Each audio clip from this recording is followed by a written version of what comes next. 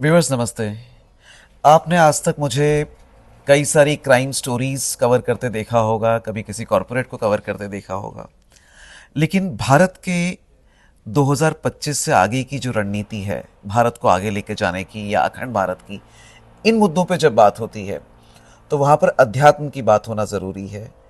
वहाँ पर धर्म की बात होना ज़रूरी है। मैं किसी विशेष धर्म की बात नहीं कह रहा, मैं धार्मिक होने को लेके बात कह रहा हूँ।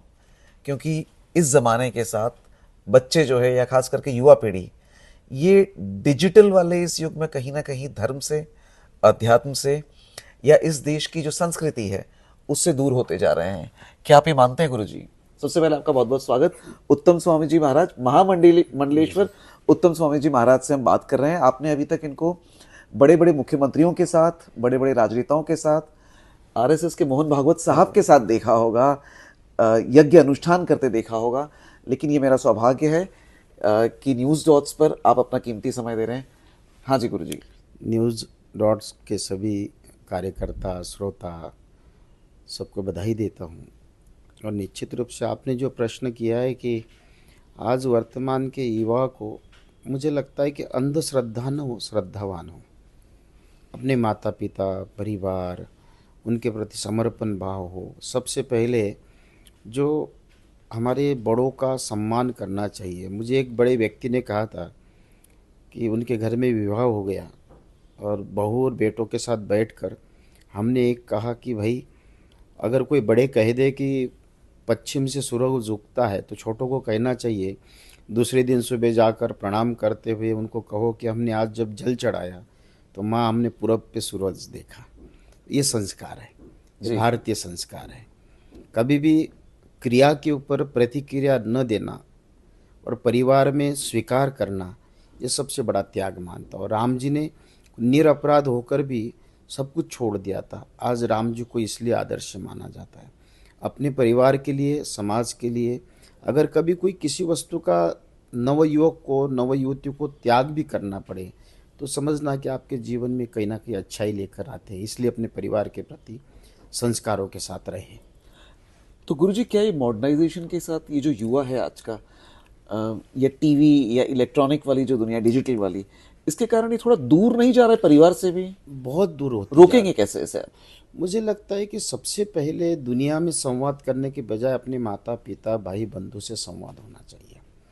संवाद में विवाद समाप्त हो जाता है, संवाद में विषाद समाप्त हो जाता है।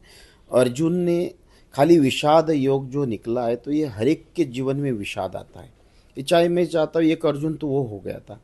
आज 800 करोड़ लोग, हर एक व्यक्ति कहीं ना कहीं विषाद में रहते हैं, दुखी रहते हैं, पीड़ित रहते हैं। तो उनके जीवन में कोई ना कोई कृष्ण जैसा सद्गुरु, कृष्ण जैसे संत, कृष्ण जैसे माता पिता, कृष्ण जैसे भाई बंधु अगर आपके जीवन में हैं तो सन्यासी बनने वाले अर्जुन को भी शस्त्रधारी बनाने का अधिकार उनके पास में होता है। लेकिन जिस तरह से एक डॉक्टर अपने, अगर आप डॉक्टर से कुछ भी छुपाओगे तो आपका शारीरिक पीड़ा समाप्त नहीं हो सकती है। जी। इसी तरह से अगर आप अपने मन की पीड़ा को भी समाप्त करना चाहते हो तो संवाद होना चाहिए। इसलिए हनुमान चालीसा में कहा, नासे रोग हरे सब पीड़ा। रोग शरीर में है और पीड़ा मन में है।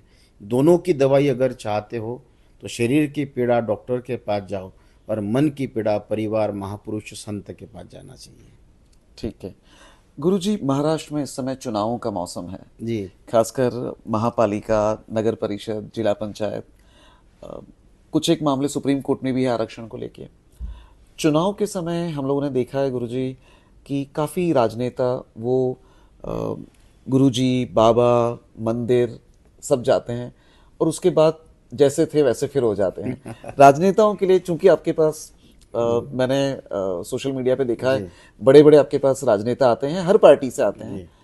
आप इसे कैसे देखते हैं और आपका क्या संदेश है इस बात को लेके? अब क्या होता है कि पॉलिटिकली अगर आप देखो जाए तो जब चुनाव आते हैं तो social media, electronic media, print media इसमें आ जाता है। लेकिन ऐसे कई लोग चुपचाप भी आकर बैठते हैं, संवाद करते हैं। और जिनका डीएनए आध्यात्मिक है, संस्कारित है, वो कहीं ना कहीं संतों के चरणों में बैठकर शांति भी मिलती है, सफलता भी मिलती है, स्वात्म दर्शन भी, उसके जीवन में दृष्टि प्रदान होती है। तो राजनेता कहीं ने, दशरथ जैसा निज दुख सुख गुरु ही सुनावा, तो दशरथ, राम जी, कृष्ण जी, सभी सभी गुरु ग्रह गए, पढ़न रघुराई, अल्पकाल सब विद्या आई। तो संतों के चरणों में मुझे लगता है समाज तो होना चाहिए, तो ही जाकर उनके जीवन में शांति और सुख मिलेगा। जी। ठीक है गुरुजी, ऐसा कहा जाता है कि गुरु जो कहते हैं वो जो विद्यार्थी होते हैं या जो उनके जो उनको उनका अनुकरण करते हैं वो एक दिन दो दिन चार दिन उनको फॉलो करते हैं। उसके बाद जो संगत होती है वो संगत कुछ ऐसी होती है, अंग्रेजी में कहते हैं मटेरियलिस्टिक वर्ल्ड, पैसा लोभ काया, ये चक्कर में फिर वो गुरु को धर्म को आध्यात्म को भूल जाते हैं। तो उनको आप सही रास्ते पे टिके रहने के लिए कैसे समझाओगे? यतात्मा दृढ़ निश्चया। क्या होता है कि हम किससे प्रभावित हैं? कोई कभी पैसे से, कोई पद से, कभी प्रतिष्ठा से, कभी परिवारों से, कभी सामाजिक दृष्टि से, कभी धर्म से, अधर्म से। अब बीजारोपण तो उसके अंदर बीज है, आखिरी में पानी और मिट्टी मिलते ही वो अंकुरित हो जाता है। ठीक है। तो दोष उसका नहीं है। आपको कितनी भी चीज़ें कितनी भी हो तो आपको प्रभावित नहीं कर सकती है। कैसी भी संगति संग दोषेन सति चमति विभ्रमा, शास्त्र भी यही कहता है कि हमारे जीवन में संग कितना भी बुरा होने के बाद भी आप अपने जीवन में उसको लेना, ये तो पूरा बाजार है। आप खरीदार कैसे हैं? सड़ी हुई सब्जी लाना है कि अच्छी सब्जी लाना है? अच्छी वस्तु लाना है कि खराब वस्तु लाना है? ये तो पूरा संसार बाजार है, उसमें से आप क्या लेने वाले हो? अपने माता पिता परिवार। अब बहने वाले लोग कई बार ऐसे बिगाड़ने वाली दुनिया पड़ी हुई है, सुधारने वाले बहुत कम हैं। जी। लेकिन जिसको अपने माता पिता परिवार स्व जीवन की चिंता है वो कभी बिगड़ नहीं सकता है, जिसको किसी की चिंता नहीं उसको कोई रोक नहीं सकता है। तो आज जितने हम लोग देखते हैं पाश्चात्य संस्कृति के प्रति लोगों का जो आकर्षण है, तो ये मन की भ्रम है, संगत का असर है, समाज का प्रभाव है आज इन सभी चीज़ों से। इसलिए ये सभी चीज़ें भोगवाद आपके जीवन में दुख देता है, ये कहीं ना कहीं आपके भयंकर से भयंकर पीड़ा प्रदान करता है। इसलिए प्रयत्न करें कि इन सभी चीज़ों से प्रभावित न हो रहे। मैं मना नहीं कर रहा हूँ, लेकिन आध्यात्मिकता आपके जीवन में सुख शांति प्रदान करता है, आपके जीवन में एक समझदारी प्रदान करता है। इसलिए कहा गया कि दीर्घ संसार रोगस्य विचारम महाऔषधि।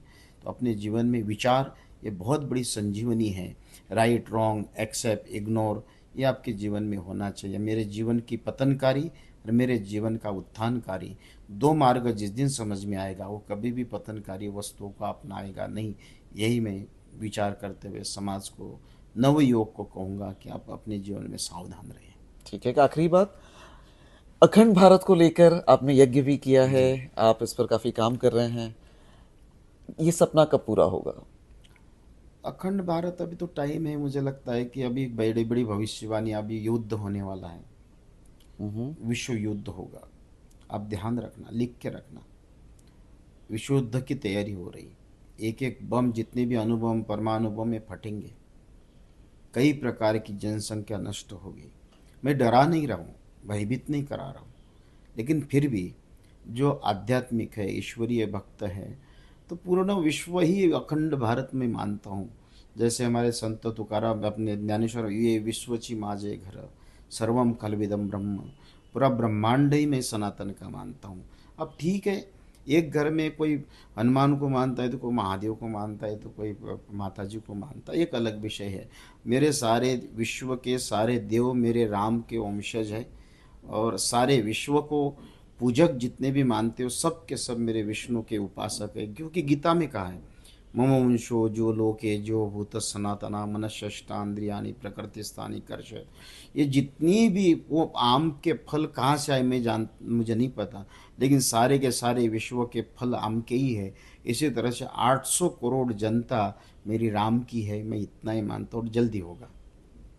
न्यूज़ डॉट से बात करने के लिए धन्यवाद, आपका बहुत बहुत धन्यवाद। बहुत बहुत धन्यवाद।